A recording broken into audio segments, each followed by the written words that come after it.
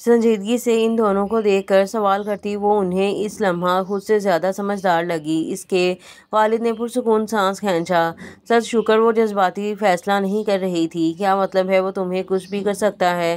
بولو مت، وہ بچپن والا شیر دل نہیں ہے، وہ ایک دماغ کا مریض بن چکا ہے۔ ان کے الفاظ بے حد سخت تھے۔ پارسا مٹھیاں بھینچ کر رہ گئی۔ امی، آپ جس کے بارے میں بات کر رہی ہیں وہ میرا شوہر ہے۔ اپنے الفاظوں کو خود تک ہی محدود رکھیں پلیز۔ وہ بمشکل لفظوں کو توڑ جوڑ کر بول پائی۔ سامنے ماں تھی، اگر یہ الفاظ کسی اور کے ہوتے تو یقیناً وہ سخت سے سخت لہجہ اختیار کرتی۔ کیا ہو گیا ہے تمہیں بھول رہی ہو؟ وہ ایک پاگل انسان ہے اور کچھ نہیں۔ وہ آگے بھی کچھ بولتی، پارسا دانت بھینچے اپنے والد کی جانب دیکھنے لگی۔ وہ اس کی سرخ آنکھیں دیکھ اپنی بیوی کو خاموش کرنے کا اشارہ کر گئے۔ امی، اسے ایسا کس نے بنایا ہے؟ کیا آپ نہیں جانتے؟ پلیز اپنے الفاظ وہ استعمال کیجیے کہ اگلے وقت میں پچھتانا نہ پڑے۔ وہ مسکراہٹ دبا گئے۔ وہ کیسے شیردل کی غیر موجودگی میں اس کی حمایت کر رہی تھی، اور اس کے سامنے تو جیسے ایک قیامت آ کر اس پر گزر جاتی تھی۔ پارسا، کیا کر دیا ہے اس نے ان دونوں میں تمہارے ساتھ؟ وہ پریشانی میں اس کے بازو تھام گئی۔ امی پلیز، میں ایک رشتہ توڑ کر کوئی رشتہ نہیں جوڑ سکتی۔ میں شیر سے توڑ کر آئی تو ساری زندگی اس جوڑ کے ٹوٹنے پر پچھتاؤں گی۔ میں نے سوچ کر ہی فیصلہ کیا ہے۔ وہ انہیں صوفہ پر لے جا کر بٹھاتی ان کے پاس گھٹنوں کے بل بیٹھ گئی۔ کیا تم میری بھی بات نہیں مانو گی؟ میں خود چاہتا ہوں تم اس سے الگ ہو جاؤ۔ اب میں ایک باپ ہونے کی حیثیت سے اسے اپنے بیٹے کے درجہ سے کتنا تعلق کرتا ہوں۔ اپنے تایا کے ان الفاظوں پر وہ جہاں تھی وہیں رہ گئی، جبکہ ان کے پیچھے آنے والے وجود کے ہونٹوں پر طنزیہ مسکراہٹ بکھری۔ تایا، یہ آپ کا رشتہ تھا، اور جو میرا رشتہ ہے میں اسے آخری حد تک نبھانا چاہتی ہوں۔ اس رشتہ سے آپ کا رشتہ کوئی معنی نہیں رکھتا۔ وہ پہلی بار اپنے تایا کے آگے کھڑی ہوئی تھی۔ کیوں، اور اتنی ہمت اس میں کہاں سے آئی؟ لڑکی، تم میرے آگے زبان چلاؤ گی؟ ایسا کیا جادو کیا ہے اس بدذات نے تم پر؟ ہاں؟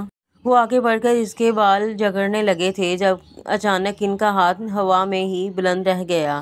سب کی ایک ساتھ نگاہ شیر کی جانب اٹھی، وہیں وہ جو خوف کے زیر اثر آنکھیں میچ گئی تھی، کچھ لمحہ گزر جانے کے بعد کچھ نہ ہونے پر آنکھیں کھول گئی۔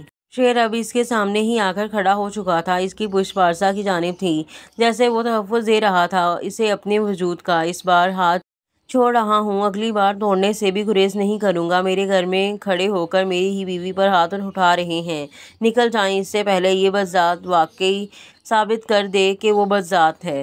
وہ چلایا نہیں تھا، داڑا تھا، جبکہ اس کی داڑ پر وہاں موجود سب لوگ ڈر کر خاموش اختیار کر گئے۔ بے ساختہ اس نے اپنے بازو پر نرم لمس محسوس کیا۔ وہ پارسا کا تھا جو اپنے لمس سے چھو کر اسے پرسکون کر رہی تھی۔ نہ جانے کیا ہوا جو وہ واقعی اسے غصہ کے عالم میں اس کے چھونے پر پرسکون ہو گیا۔ احمد شاہ ایک نفرت بھری نگاہ شیر پر ڈال کر باہر نکل گئے، جبکہ زین شاہ بھی ان کے پیچھے رہ گئے۔ تو پارسا کی والدہ جو اس کا ہاتھ تھامے شیر کو دیکھنے لگیں، جو ان کی نظروں کا مفہوم سمجھ کر کمرے کی جانب بڑھ گیا۔ پارسا، مت کرو خود کے ساتھ یوں، وہ ایک بار پھر پارسا کا ہاتھ تھام کر سمجھانے لگیں۔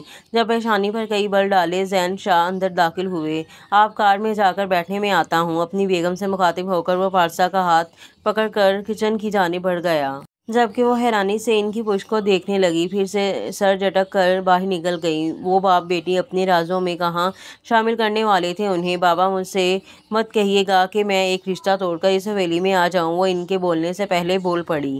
میری جان، ایسا ہرگز نہیں ہے۔ شیردل کو ہرگز مت چھوڑنا، وہ جتنا تم سے اکتا جائے وہ سب اوپر اوپر سے ہوگا۔ اس کا غصہ، اس کی ضد، اس کا ڈانٹنا، خود کو مضبوط بنا لو، پھر دیکھنا اس کا بدلاؤ۔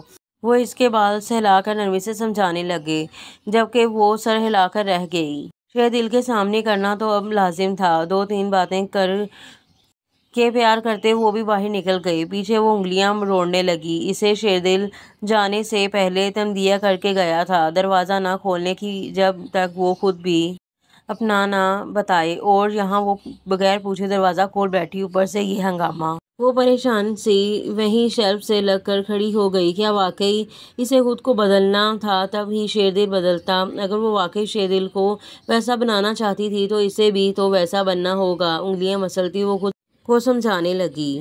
اگلے لمحات کے لیے وہ خود کو خود ہی تیار کر سکتی تھی۔ اے لڑکی، تم یہاں نہیں بیٹھ سکتی۔ غل رخ سالک شاہ کی بات نہ مان کر نیچے آئی تھی، جہاں دوپہر کا کھانا لگ چکا تھا۔ رات کو اس نے کچھ نہ کھایا تھا، تبھی وہ ڈائننگ کی جانب بڑھ گئی جب اچانک اماں سائیں بول اٹھیں، خاموشی سے کھانا کھائیں۔ وہ ابھی کچھ کہتی جب اس نے آغا جان کو کہتے سنا، وہ لڑکی بیٹھ جاؤ، خاموشی سے کھانا کھاؤ۔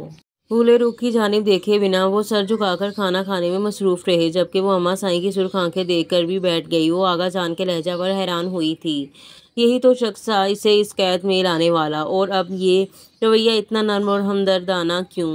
حیران سی خالی پلیٹ میں چمچ ہلانے لگی۔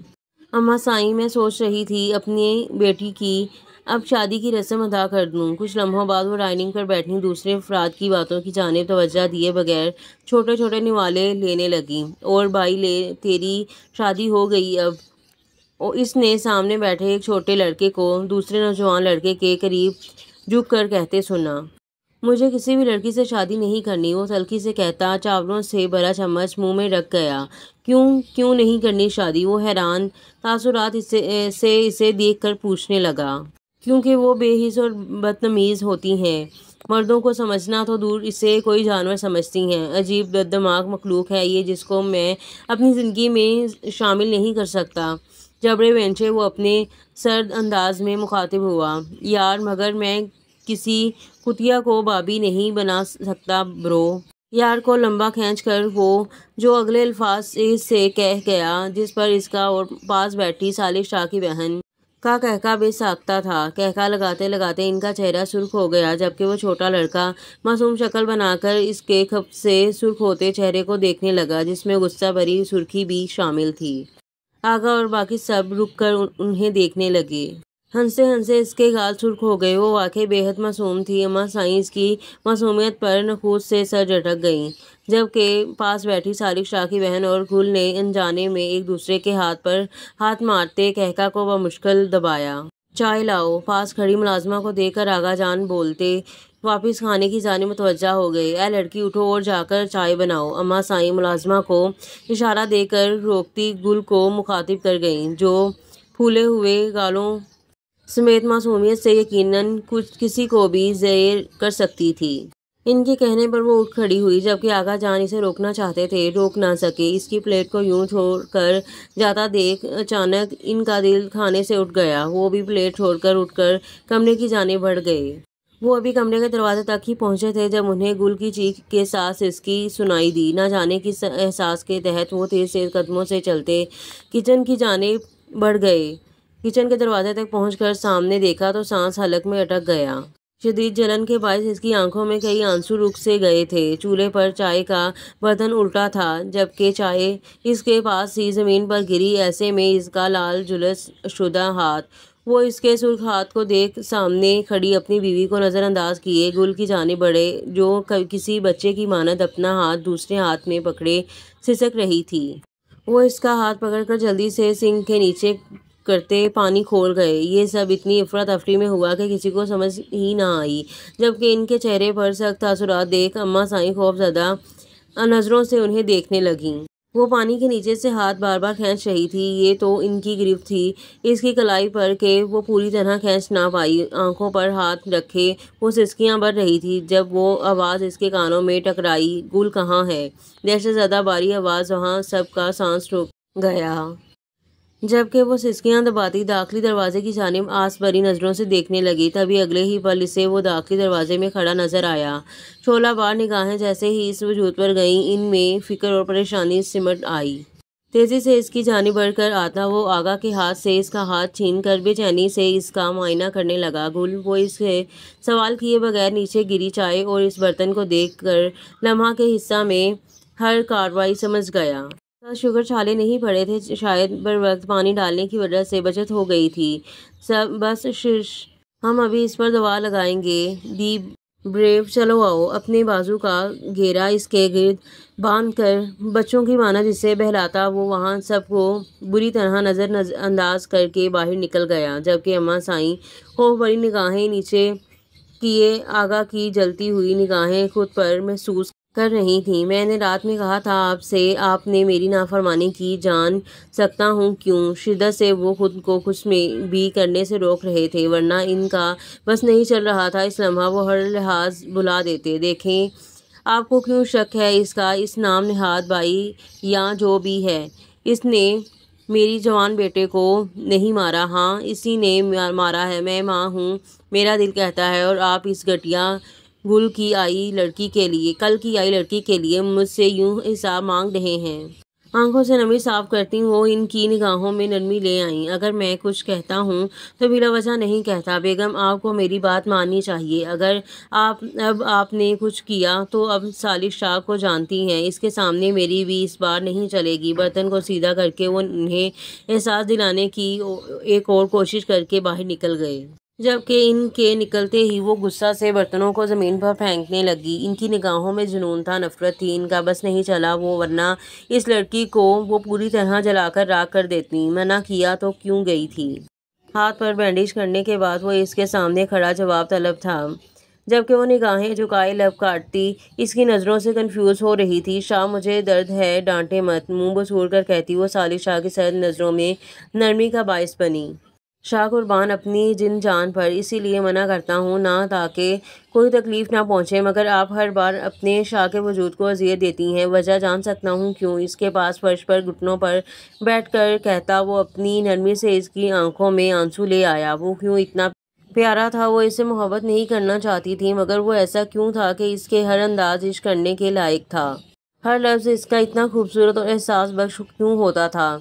I'm sorry، اب نہیں کروں گی، مجھے بھوک لگی تھی اس لیے۔ اسے وعدہ کر کے وہ اپنی نیچے جانے کی وجہ بھی بتا گئی، جبکہ اس کے ماتھا پر بل اچانک نمودار ہوئے۔ وہ کیسے اس سے غافل ہو گیا؟ اسے ایک ملازمہ خاص طور پر گل کے لیے رکھنی چاہیے تھی اور وہ بھول گیا۔ شیر کی جانب ذہن جاتے ہی وہ گل سے انجانے میں لاپرواہی برت گیا تھا۔ I'm sorry، میرے ذہن میں یہ خیال نہیں آیا تھا، میں آج ہی ایک ملازمہ تمہارے لیے لے آؤں گا، مگر اب یہ آخری بار تھا، میں ایک خروش اپنے وجود پر برداشت نہیں کروں گا، سمجھے؟ گال پر بہتے وہ قیمتی موتی اپنی انگلیوں کے پھوروں سے صاف کرتا وہ اسے اب سختی سے سمجھانے لگا، جبکہ وہ منہ بسور کر اب اس کا لیکچر سن رہی تھی۔ وہ اس کے ہر انداز پر اپنی مسکراہٹ روک رہا تھا، یعنی وہ صالح شاہ سے اب اٹیچ ہونے لگی تھی، اس پر یقین کرنے لگی تھی۔ شیر باہر کا دروازہ کھولتے شیر کے ہاتھ پارسا کی آواز پر تھمے۔ آپ کہاں جا رہے ہیں؟ رات کے 10 بج رہے تھے اور وہ ایسے میں جاگ رہی تھی، جبکہ حویلی میں وہ اسے وقت جس سے بھی پوچھا جاتا یہی جواب ملتا کہ وہ سو گئی۔ اسے لمحہ نہیں لگا سمجھنے میں آخر کیوں وہ جاگ رہی تھی۔ اس کی سرخ آنکھوں کی جانب دیکھ وہ دھیرے سے چل کر اس کے نزدیک آ رکا۔ میرے معاملات سے دور رہو، یہ پکڑو اور کمرے میں جا کر آرام سے سو جاؤ۔ اپنی جیب سے اپنے کمرے کی چابیاں نکال کر دیتا وہ اس کے سوال کو نظر انداز کر گیا، جبکہ وہ اس کے تلخ جواب پر آنسو گلے میں اتارتی سے تکنے لگی، جو اس کی نظریں خود پر محسوس کر کے سخت نظروں سے اسے دیکھنے لگا۔ مجھے سونا نہیں ہے، وہ مجھے آخر میں وہ بولتے بولتے لڑکھڑا گئی۔ میرے پاس کل تک کا وقت نہیں پارسا، دل جلدی سے بولو اور ایک ہی سانس میں بولو، لفظ اب نہ ٹوٹیں تمہارے۔ جیب میں ہاتھ ڈال کر وہ اسے سر سے پیر تک گہری نگاہوں سے دیکھنے لگا، جبکہ اس کی شیر کی نگاہوں پر جان ہتھیلی میں آئی تھی۔ وہ اب کچھ بھی کہنے سے قاصر تھی۔ پارسا شیر دل کی داڑھ پر وہ سہم کر اس کی جانب دیکھتی اگلے ہی پل پھوٹ کر رو دی، جبکہ اسے اچانک روتے دیکھ پریشانی پر بل ڈالے وہ اسے سسکتے ہوئے دیکھنے لگا۔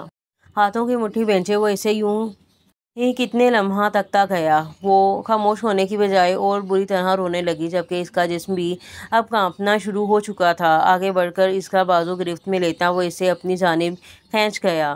لمحہ میں خاموش ہو جاؤ، ورنہ جس طریقہ سے میں کروں گا یقیناً تمہیں اچھا نہیں لگے گا۔ اس کے سرد انداز پر وہ اگلے ہی پل خاموش ہو گئی۔ مجھے اکیلے ڈر لگتا ہے، پلیز نہ جائیں۔ بھیگی آنکھوں سے اس کی جانب دیکھتی وہ معصومیت سے بولی، جبکہ اس کی بھیگی آنکھوں کو دیکھ شیر دل کو اپنے گلے میں کانٹے چبھتے محسوس ہوئے۔ پارسا میں کوئی عاشق نہیں ہوں تمہارا، خود کو بہادر بنا لو یا یوں ہی اپنے خوف میں اپنی جان لے لو، مگر مجھ سے امید مت رکھو کسی بھی اچھائی کی۔ یاد رکھو شیر دل صرف ایک بیسٹ ہے۔ جھٹکے سے اسے صوفہ سے لگاتے وہ اس کے چہرے کے قریب جھک کر ایک لفظ سنجیدگی سے ادا کرتا اس کی سانس روک گیا۔ آپ مجھے یہاں لائے ہیں، آپ کو میرے ساتھ رہنا چاہیے، وہ ہلکی آواز میں منمنائی، یا پھر تمہیں میرے ساتھ رہنا چاہیے نہیں؟ سرد نگاہیں اس پر گاڑے وہ طنزیہ بولا، جبکہ اسے لگا وہ مذاق کر رہا تھا، مگر اگلے ہی پل اپنی شال اس کے گرد اڑا کر وہ اس کا ہاتھ تھامے باہر نکل گیا۔ وہ اس سے پیچھے بے اختیار سی چلتی گئی۔ وہ واحد شخص تھا جس کو وہ اپنے خوف کو بتا پائی تھی، ورنہ اب تک وہ ہر رات سوئی جاگی کیفیت میں ہی رہتی۔ وہ کار کے پاس آ کر رکا، جبکہ وہ بھی اس کے رکنے پر رک گئی۔ اس کا دل چاہا کاش وہ نرم دل شیر دل ہوتا تو وہ اسے نخرے کرتی، لاڈ کرتی، جو وہ مسکرا کر پورے کرتا، مگر وہ سخت اور تلخ شیر دل تھا۔ کیوں تھا؟ یہ گرہ اسے ہی سلجھانی تھی۔ شیر، آپ مجھے کہاں لے جا رہے ہیں؟ جھٹکے سے ہوش میں آتی وہ اپنا ہاتھ اس کی گریب سے نکلوا کر چیخی، جبکہ وہ اسے رد عمل پر حیران نہ ہوا بلکہ سنجیدگی سے اسے دیکھنے لگا، جس کا چہرہ چاند کی چاندنی میں چمک رہا تھا۔ آس پاس گھر نہ ہونے کی وجہ سے وہ نقاب کیے بغیر کھڑی تھی۔ تمہیں شوق ہے نا شیر دل کے پاس رہنے کا؟ تو تم عورتوں میں سیلف رسپیکٹ نہیں ہوتی نا؟ جب آپ کو کوئی اپنے قریب نہیں دیکھنا چاہتا تو کیوں زبردستی خود کو اس پر مسلط کرنے لگتی ہو؟ وہ شیر دل تھا، وہ ہر فن جانتا تھا دل توڑنے کا۔ بس کرے، میں بیوی ہوں آپ کی، میں نے زبردستی آپ سے نکاح نہیں کیا، زبردستی آپ کے پاس نہیں آئی، زبردستی آپ کی زندگی کا حصہ نہیں بنی۔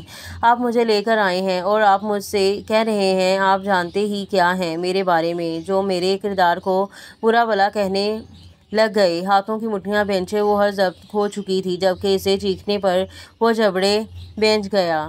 آپ مجھے ساتھ لائے ہیں، آپ نے میرا ساتھ قبول کیا ہے، آپ کیوں ایسا رویہ اختیار کیا ہوا ہے؟ آپ نے میرے ساتھ ایسا کیوں کر رہے ہیں؟ دونوں ہاتھوں کو کھول کر وہ اس کے چہرے کے قریب کیے، جواب طلب کر رہی تھی، جبکہ اس کی بھیگی نظروں میں اپنی نگاہیں گاڑے وہ لب سے کھڑا تھا، مجھے نفرت ہے تم سے پارسا دل۔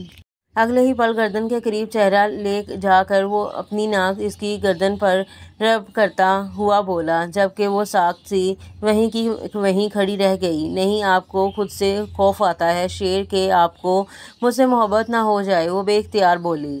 خوش فہمی اور غلط فہمی شیر دل کے معمہ میں دونوں جان لیوا ہیں جانا۔ اور یہاں پر ایپیسوڈ کا اختتام ہوتا ہے اور ملتے ہیں اگلے ایپیسوڈ میں، تب تک کے لیے دے مجھے اجازت، اللہ حافظ۔